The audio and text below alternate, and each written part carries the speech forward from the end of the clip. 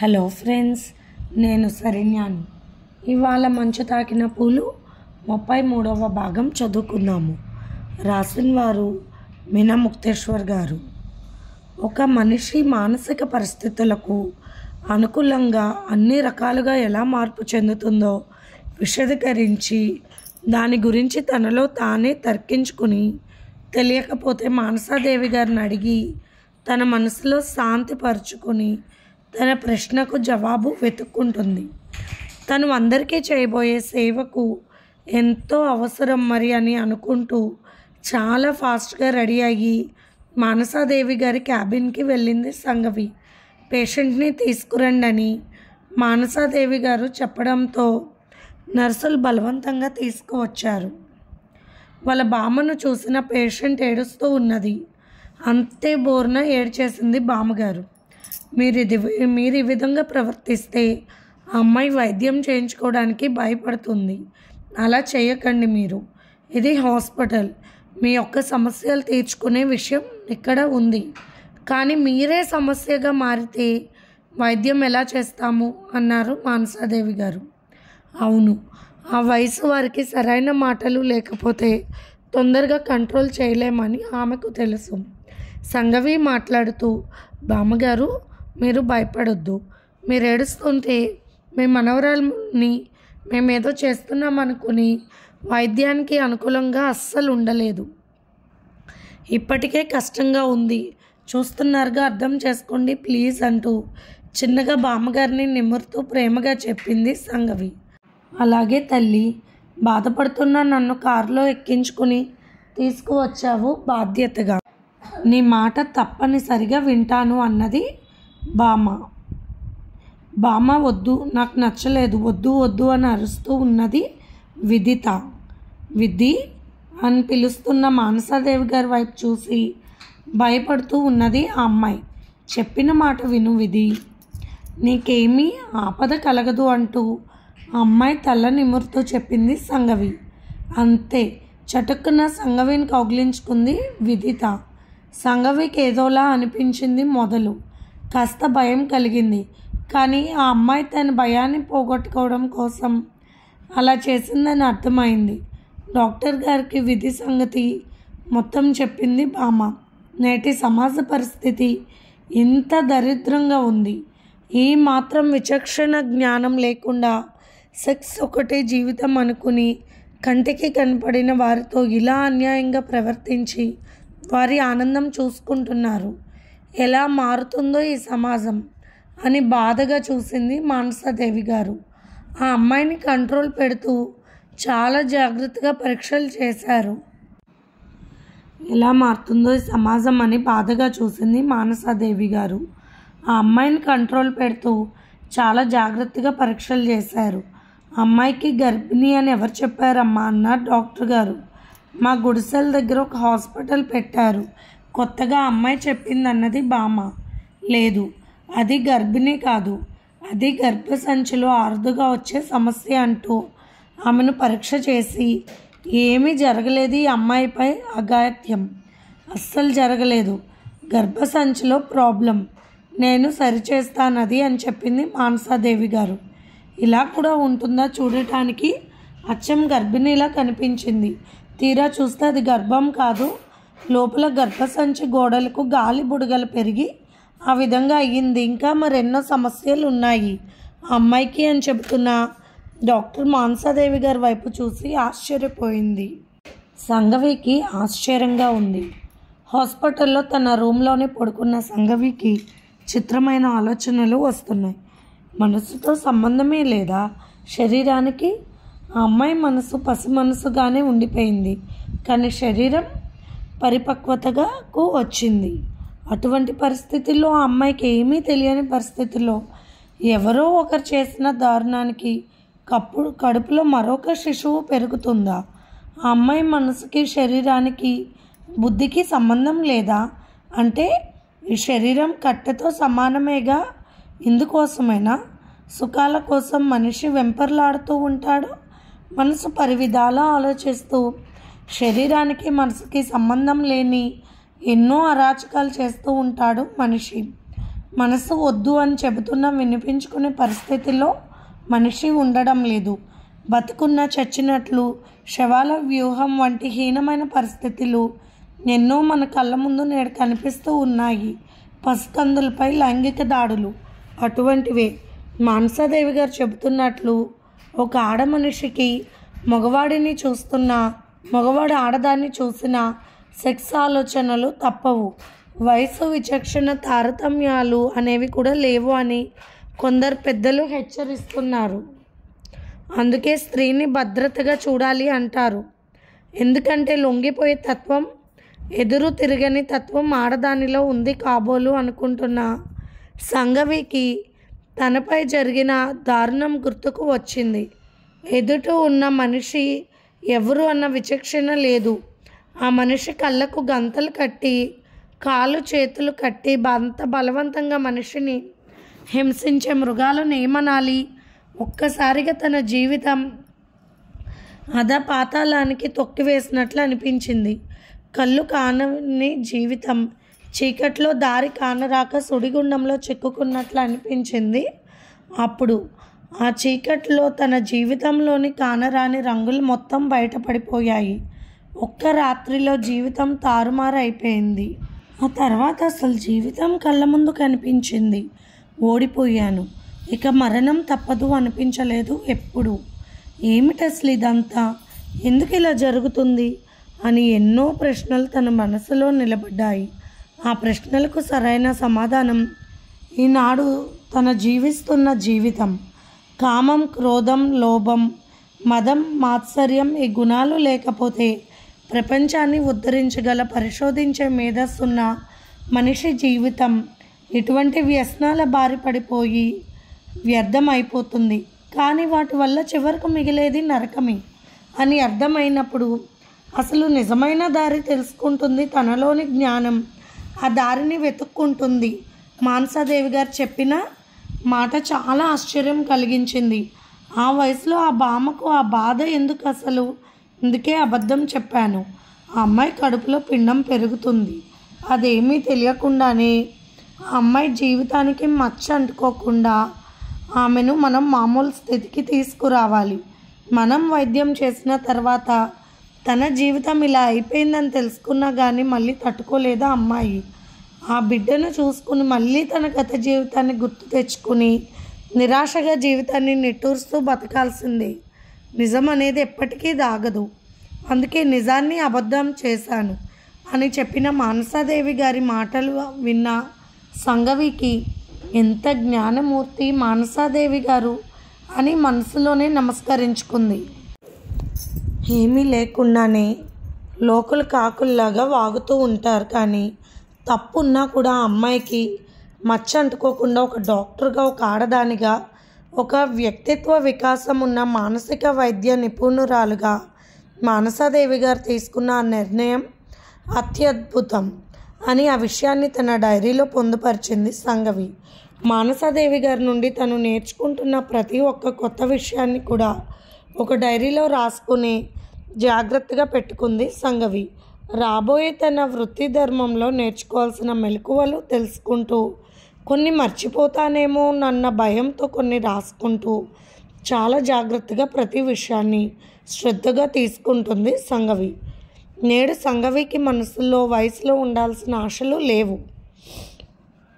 ఆమె ఆశ, ఆమె ఆశయం కూడా ఒకే దారి చూపిస్తూ ఉన్నది. అదే అందరికీ వైద్యం చేయాలి, మానసిక వైద్య నిపుణురాలుగా పేరు ప్రఖ్యాతలు సాధించాలి అని కాదు, నిజమైన డాక్టర్గా వ్యవహరించాలి, అందరికీ తను మంచి వైద్యం అందించగలగాలి. ఈనాడు మానసాదేవి గారు ఒంటరిగా జీవితం గడుపుతూ ఉన్నారు అంటే ఆమె ఈ వృత్తి ధర్మంలో పూర్తిగా నిమగ్నం అయిపోయారు. ఆమె పెంచుకుంటున్న పాపకు 3 సంవత్సరాలు. ఆ అమ్మాయి పేరు మోక్ష. ఎంత ముద్దుగా ఉంది పాప, తను చూసింది అని ఆలోచిస్తూ అలాగే నిద్రపోయింది సంగవి. ఆ బామ్మని తీసుకుని హాస్పిటల్కి వెళ్ళిపోయాక పెద్దవాళ్ళు మంచి చెడ్డ మాట్లాడుకుని వెళ్ళిపోయారు. శివశంకర్ దంపతులు, రవిశంకర్, అంశు బయలుదేరారు. వెళ్ళేటప్పుడు అంశు సతీష్ వైపు చూస్తూ ఉంది. ఆ చూపుల్లో ప్రేమతో నిమురుతున్నాయి సతీష్ గుండెను. సతీష్ కూడా ఆనందంగా నవ్వాడు. అతని నీ నవ్వు వలుపు ముత్యాలు అంశు మెడలో వేసింది. ఇంటికి వెళ్ళిపోయారు. సాయంత్రం 5 గంటలకి పార్కులో కలుసుకున్నారు అంశు, సతీష్. ఆ రోజు తర్వాత మౌనం వీడి మళ్ళీ మీరు నా వైపు చూసి నవ్వితే మిమ్మల్ని వదిలి వెళ్ళబుద్ధి కాలేదు. సతీష్ కళ్ళల్లోకి చూస్తూ అన్నది అంశు. నువ్వంటే నాకు పంచి ప్రాణాలు, కానీ నేను చేయకూడని తప్పు చేశానన్న భావనతో నీతో సరిగ్గా ఉండలేకపోయాను. ఈనాడు మన తప్పు ఒప్పయ్యే అవకాశం రావడంతో నా మనసులో ఉన్న బాధ ఒక్కసారిగా వెళ్ళిపోయిందంటూ ఉన్న సతీష్ కళ్ళల్లో నవ్వులు. కళ్ళతో కూడా నవ్వుతూ ఉన్నారా? ఎంత బాగున్నారు అంటున్న అంశు సతీష్ వైపు ప్రేమగా చూస్తుంది. ఒకరి చేయి ఒకరు తీసుకుని ఆనందంలో మునిగిపోయారు. నీలాంటి మంచి మనసున్న అమ్మాయి నాకు భార్య కావడం నా అదృష్టం అన్నాడు సతీష్ నవ్వుతూ. మీరు దక్కటమే నా 1000 జన్మల పుణ్యం అంటూ నవ్వింది అంశు. అయినా ఇంత అందంగా ఎలా తయారయ్యావు అంటూ నవ్వుతూ అడిగాడు సతీష్. మీకోసమే ఈ అందాలు మీ సొంతం అయినప్పుడు తెలియలేదా అన్నది సిగ్గుతో అంశు. అప్పుడు ఒకంత భయంతో చూడలేదు, అసలు అలా ఎలా ప్రవర్తించానో నాకే తెలియదు అంటూ తల వంచుకున్నాడు సతీష్. మీరేమన్నా యోగులా? మనసైన మగవ మనసుతో ముద్దాడినప్పుడు తప్పించుకోలేరు. మొగసిరిగల దొరగారు అని అందంగా నవ్వేసింది అంశు. ఇకపై ఆనాటి మాటలు మన మధ్య రాకూడదు, సరేనా అన్నది అంశు. ఇక వారి మనసులు ఏకమయ్యి శరీరాలు అక్కడే ఉన్నా కూడా మనసులు మాత్రం కలిసిపోయి ఎక్కడికో ఆనంద విహారంలో ప్రేమ రాగాలతో విహరిస్తూ ఉన్నాయి. ఆలోచన నుండి తేరుకున్న సతీష్ అంశు బుగ్గపై ముద్దు పెట్టాడు. ఒక్కసారిగా సతీష్ వైపు చూసి అంశు సిగ్గుపడింది. ప్రకృతి ధర్మానికి ఇద్దరూ ఒకటయ్యారు తప్ప ఒకరిపై ఒకరికి నిజమైన ప్రేమతో కూడిన కోరిక ఉద్భవించలేదు. అందుకే ఇప్పుడు సతీష్ తనకు తానుగా పెట్టిన ముద్దు అంశుకి ఆనంద శిఖరం అధిరోహించినంత సంతోషంగా మారిపోయింది. ఆమె వదనంలో సిగ్గు, అక్కడితో ఆమె బుగ్గలు ఎరిపెక్కాయి. అలా చూసిన అంశు ముఖం మరింత ముద్దొచ్చింది సతీష్కి. అలా అంశు వైపు ప్రేమగా చూస్తూ ఉన్నాడు సతీష్. మబ్బులు పడుతుంది, ఇంటికి వెళ్ళిపోదాం, మళ్ళీ ప్రమాదం సృష్టిస్తావు, అది నాకు కష్టం అంటున్న సతీష్ మాటలకు పూర్తిగా సిగ్గుపడిపోయింది అంశు. ఇంటికి వచ్చిన అంశు తల్లి మాటలు వింటూ ఒక పక్కన నిలబడిపోయింది. ఏమిటండి అసలు ఆ ఇంటి ఆడబడుచు విషయం చిత్రంగా ఉంది నాకు. అదే నా పద్ధతి. ఒక పక్క తమ్ముడికి పెళ్లి లగ్నాలు పెట్టుకుంటూ ఉంటే మరొక పక్క సంఘ సేవకురాల్లాగా బయలుదేరింది. ఆ విషయం నాకు నచ్చలేదన్నారు అనసూయ గారు. ఏమో, అది వారిష్టం, వాళ్ళ అమ్మ నాన్నగారు అక్కడే ఉన్నారు, ఆ విషయం మనకెందుకు అన్నారు శివశంకర్. ఆడదంటే ఒదిక అనుకువ 2 ఉండాలని చెబుతున్నారు అనసూయ. ఇంతలో కిందకు వచ్చిన రవిశంకర్, తప్పమ్మా, అలా అనాల్సిన అవసరం లేదు, అసలు ఈ పెళ్లి ప్రసక్తి తెచ్చింది సంఘవి గారే. ఆమె నోటి వెంట మొదటి మాటలు కదిలాయి. ఆ తర్వాతే నేను మీకు చెప్పాను, మిమ్మల్ని ఒప్పించాను. సంఘవి గారి గురించి మనం ఆలోచించడం అనవసరం అమ్మ అంటున్న రవిశంకర్ మాటలకు మాట్లాడలేకపోయారు అనసూయ. నిజమే, మారుతున్న కాలం ప్రకారం కొన్ని మార్పులు వస్తూనే ఉంటాయి. అలా నేడు సంఘవిలో వచ్చిన మార్పులు మనకు చాలా కొత్తగా ఉంటాయి. ఆమె చేయగలిగిన పనులు స్వార్థం లేని వారే చేయగలుగుతారు. అటువంటి ధోరణి మనలో లేదు. అందుకని ఆమెను విమర్శించే హక్కు మనకు లేదు అని నా ఉద్దేశం అమ్మ అంటూ అనసూయ గారి దగ్గరకు వచ్చి ఆమె చేయి పట్టుకుని, ఇలా ఆ ఇంటికి మన బిడ్డనిస్తూ ఆ ఇంటి ఆడపిల్లను దూషించడం మంచి లక్షణం కాదమ్మా. ఇంకెప్పుడు ఈ ఆలోచనలు మనసులోకి రానివ్వకు. ఆ మాటలు బయటపడితే సతీష్కి బాధగా ఉంటుంది. ఇప్పుడు మన ఇరువురి కుటుంబాలు ఒకటిగా భావించుకోవాలి. ఇంట్లోనే కూర్చుని మన మాటలు వింటున్న వారు బుద్ధిగా ఉన్నారని మనం చెప్పగలమా? లేదు కదా. తను ఆ హాస్పిటల్లో వర్క్ చేస్తుంది. తన కళ్ళ ముందు ఒక బాధితురాలు కనిపించింది. ఆమె కర్తవ్యం నిర్వహించింది అంతే అన్నాడు రవిశంకర్. ఈ సంబంధం మాట్లాడింది ముందుగా సంఘవి గారా? అన్నయ్య ఎంత మంచి మనసుతో ఆలోచిస్తున్నా నువ్వు. సంఘవి గారి పట్ల ఇష్టాన్ని పెంచుకునే ఉంటావు, అందుకే ఇంత ప్రేమగా మాట్లాడుతున్నావు అనుకుంది అంశు. ఆ విషయం తర్వాత తమ పెళ్లి జరిగిన తర్వాత చెప్పాలి, సతీష్కి ఏమంటాడు? కేవలం ఇద్దరి పెళ్లి విషయమే మాట్లాడాలి, జరిగిన విషయం మాట్లాడకూడదు అనుకుంది అంశు. మానసాదేవి గారు విదితతో మాట్లాడడానికి ప్రయత్నించారు. నా దగ్గరికి రావద్దు, నన్నేమీ చెయ్యొద్దు అంటూ పిచ్చి పట్టిన దానిలా వెనక్కి పడిపోయింది విధి. భయంగా బిగుసుకుపోయింది. పక్కనే ఉన్న సంగవికి కళ్ళనీరు వచ్చింది. తను ఆ పరిస్థితిని అనుభవించింది మరి, కానీ భర్తతో పంచుకునే రోజుల్లో అరవలేకపోయింది. తాళి కట్టిన బంధానికి సాంప్రదాయ ఉచ్చు తన గొంతుకు బిగుసుకుంది. మరొకసారి అరవలేకపోయింది. నోట్లో గుడ్డలు కుక్కి తనను బలవంతంగా భగవంతుడా ఏమిటి పరీక్షలు అనుకున్న సంగవి కళ్ళల్లో నీళ్ళు. నేను నిన్నేమీ చేయను, నీకు ఏది ఇష్టం? నీకు చాక్లెట్ అంటే ఇష్టం కదూ అన్నారు మానసాదేవి చాక్లెట్ చూపిస్తూ. విధి వాళ్ళ బామ్మ ఆ విషయం ముందే చెప్పడంతో సరే అయితే ఇవ్వు అంటూ కళ్ళు మూసుకుని గట్టిగా చాక్లెట్ తీసుకుని తన జాకెట్ హుక్స్లు తీయబోయింది ఆ పిచ్చిపిల్ల. మానసాదేవి గారి మనసు చలించిపోయింది. పసి మనస్తత్వం ఉన్న పిల్లకు చాక్లెట్ ఇచ్చి ఒకరు కాదు ఇద్దరు కాదు, ఇటువంటి పరిస్థితులు కూడా ఆ అమ్మాయి లైంగిక దాడికి గురయ్యింది. ఆమెను పూర్తిగా పరీక్ష చేసి టెస్టులకు పంపించింది. ఆ టెస్టులు వచ్చాయి. 4 ఆ పిచ్చి పిల్లతో సంగమించారు. లెక్క లేకుండా వారి ఆకలిని తీర్చుకోవడం అనేది ఆమె శరీరంపై రకరకాల గాయాల వల్ల తెలిసింది. విధిని పరీక్ష చేస్తున్న మానసాదేవి గారి పరీక్షను చూస్తున్న సంగవికి ఏడుపు ఆగలేదు. చెప్పుకోలేని చోట చెప్పుకోలేని విధంగా కత్తి గాయాలు జరిగినంత భయంకరంగా ఉన్నాయి. పిచ్చితనంలో కూడా అంత అందాన్ని ఎందుకు ఇచ్చాడో భగవంతుడు ఆ పిల్లకు.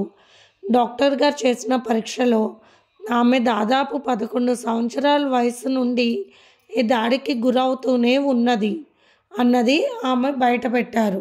మరి ఇటువంటి వారికి పీరియడ్స్ వచ్చే అవకాశం ఉంటుంది కదా, అటువంటప్పుడు ఎలా మేడం అన్నది అమాయకంగా సంగవి కళ్ళ నీళ్ళు తుడుచుకుంటూ. ఈ అమ్మాయికి పీరియడ్స్ సిస్టమ్ ప్రారంభం లేటుగానే జరిగింది, చిన్నతనంలోనే. లైంగిక దాడి జరగడం వల్ల ఆమెలో ఆ చక్రం అనేది సరి తప్పింది. అందువల్ల ఆమెకు పీరియడ్ మొదటిసారిగా వచ్చిన కొన్ని నెలలకే ప్రెగ్నెన్సీ వచ్చినట్లు తెలుస్తుందన్నారు మానసాదేవి గారు. హృదయం పగిలిపోతుంది సంగవికి. ఏమిటి ఇంత దారుణం? ఆ పైశాచికత్వం ఇలా ఎలా, ఎందుకు, ఏం సుఖపడతారు? ఎదుటివారు బలవంతంగా రోధిస్తుంటే ఇష్టం వచ్చినట్లు సుఖం పొందడానికి సంస్కారహీనులు మాత్రమే ఇటువంటి పనులు చేస్తారు. లింగభేదం అనేది నిజానికి దాచుకొని ఆటవిక పరిస్థితుల్లో వారికి అవసరం వచ్చినప్పుడు, ఆ అవసరం ఇద్దరికి కావాలి అనిపించినప్పుడు చాటుమాటు లేకుండా సంగమించిన రోజుల్లో కూడా ఈ దారుణాలు లేవు. కానీ వస్త్రంతో శరీరాన్ని దాచిన తర్వాత స్త్రీని కట్టుబాటు సంఖ్యలతో సంప్రదాయాలతో ఒక జైలు జీవితాన్ని ఆమెకు ప్రసాదించారు పూర్వం పెద్దలు. అటువంటి రోజుల్లో కూడా వయసు ఉడిగిపోయిన భర్తతో ఇంకా వయసు రాని పిల్లనిచ్చి పెళ్ళిళ్ళు జరిగి వారి జీవితాలు అలా నరకప్రాయంగా ఉండేవి. ఆ తర్వాత కాలం మారి నాగరికత పెరిగి స్త్రీ పురుషులు చదువుకోవడం, మంచి చెడు తెలుసుకోవడం, ఇద్దరు ఇష్టమైన పెళ్లి చేసుకుని ఆనందంగా ఉన్నారు. ఎప్పుడైతే నాగరికత హెచ్చు మీరిపోయిందో అప్పుడే ఇటువంటి దారుణ కృత్యాలు మొదలయ్యాయి. ఆ వయసు వస్తే కానీ కొన్ని అర్థం కాని విషయాలు కళ్ళ ముందు దృశ్యాలుగా సినిమాలలో కథలలో కదులుతున్నప్పుడు వయసుకు వచ్చిన అమ్మాయిల మీద ఏ వ్యసనపరుడో వివేకం నశించిన వాడు ఆరుదుగా దారుణాలు చేసేవారు. కాలం మరింత నాగరికతకు లోనై సెల్ ఫోన్లు వచ్చి వాటిలో అనేక ఆసక్తికరమైన దృశ్యాలు రావడంతో 10-11 ఏళ్ల నుండే పిల్లల్లో మార్పులు వస్తున్నాయి. భద్రత లేని ఇళ్లలో చెప్పాలంటే ఇంకా ముందే వచ్చిన ఆనవాళ్ళు కూడా దొరుకుతాయి. చిన్న పెద్ద, తల్లి తండ్రి పిల్లలు అందరూ కూర్చొని చూసే అసంబంధమైన నాగరికతకు అలవాటు పడిపోయారు. అర్ధనగ్న ప్రదర్శనలు ఇస్తూ అడ్వర్టైజ్మెంట్స్ వస్తున్నాయి. నిత్యం టీవీలో ఈ దృశ్యాలు చూస్తూనే ఉన్నారు. ఒకప్పుడు తండ్రి అంటే ఉండే భయం, తండ్రి ముందు మాట్లాడాలన్న భయపడే కాలం దాటిపోయి అందరూ కూర్చుని నిస్సందేహంగా అసహ్యమైన సినిమాలు, సాడిస్ట్ సినిమాలు, అందరూ కలిసి వందలు తగిలేసి భయంకరమైన చిత్రాలు చూడడం ఇది అలవాటైపోయింది. అప్పుడు మొదలైంది మరింత దారుణం. ఉచ్చం నీచం తెలియకుండా దారుణాలు జరగడం మొదలైపోయాయి. పాపం పుణ్యం అనేది పూర్తిగా నశిస్తూ వస్తుంది. ఇవన్నీ చాలక శరీర కొలతలకు కిరీటాలు పెట్టడం మొదలైంది. విచిత్రమైన పదజలాలు సినిమాల్లో, టీవీ నాటకాలలో, విపరీతమైన అర్థమైన కథలలో నీ ఎక్కడి కొలత ఎంత అని పబ్లిక్గా అడిగి చెప్పే సిగ్గుమాలిన నాగరికతకు అలవాటు పడిపోయాం. సరిగ్గా ఆలోచిస్తే ఇవన్నీ ఎంత అసహ్యకరమైన విషయాలు. అంతేకాక అందం అడుగు దాటకుండా గుమ్మం లోపలే ఉండి తెరచాటుగా ఉండి ఒక భర్తకి తప్ప వేరొక్కరి కనపడని స్త్రీ శరీరం నేడు రోడ్ల మీద కటౌట్స్గా ట్రాఫిక్స్లో నిలబడిపోయి ముసలి వాళ్ళకు, పడుచు వాళ్ళకు, చిన్న వాళ్ళకు అందరికీ కూడా ఆ దృశ్యాలతో ఫీలింగ్స్ ఏర్పడుతున్నాయి. ఆ ఫీలింగ్స్తో రకరకాల సరైన వ్యక్తిత్వం లేని వారు ఏం చేస్తున్నారో తెలియడం లేదు. దానికి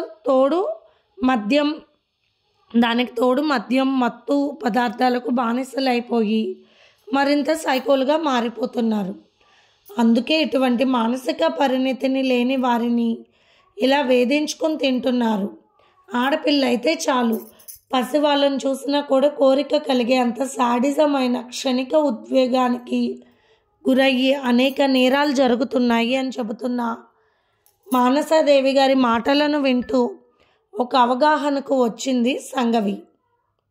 వీటికంటూ ఒక పరిష్కారం లేదా మేడం అంటూ అడుగుతున్న సంఘవి మాటలకు పరిష్కారం అంటే మొత్తంగా అందరిలో మార్పు రావాలి, కుటుంబాలలో భార్యాభర్తల వ్యవస్థలలో ఉన్న లోపాలను సరిదిద్దుకోవాలి, తల్లిదండ్రులుగా ఏమి విఫలమవుతున్నామో అన్న విషయాన్ని గ్రహించుకుని బిడ్డలకు సరైన దారిలో నడిపించే విధంగా ఉండాలి పెంపకం. గురువుల విద్యా బోధనతో పాటు ఇటువంటి సమాజంలో జరుగుతున్న విషయాల పట్ల చిన్నప్పటి నుంచి అవగాహనతో కూడిన మంచి చెడ్డ విషయాలను కొద్దిగా వారికి పాఠ్యాంశాలలో చేర్చాలి. చిన్న తప్పు ఏదైనా మన కళ్ళ ముందు జరిగితే ప్రతి ఒక్కరూ కూడా స్పందించి ఆ తప్పును ఎదుర్కొనే విధంగా ప్రతి ఒక్కరూ తయారు కావాలి. భయం, పిరికితనం, మూఢనమ్మకాలు గుప్పెట్లో ఉన్న మనం ఇటువంటి అరాచకాలను అరికట్టాలంటే చాలా కష్టం అని చెబుతున్న మానసాదేవి గారి మాట అక్షర సత్యం అనుకుంది సంఘవి. ఇది ఫ్రెండ్స్ ఇవాల్టి ఎపిసోడ్. రేపు ఇంకొక ఎపిసోడ్తో మీ ముందుకు వస్తాను. మీకు కనుక స్టోరీ నచ్చినట్లయితే లైక్ చేసి షేర్ చేసుకొని సబ్స్క్రైబ్ చేసుకోండి. ఉంటాను.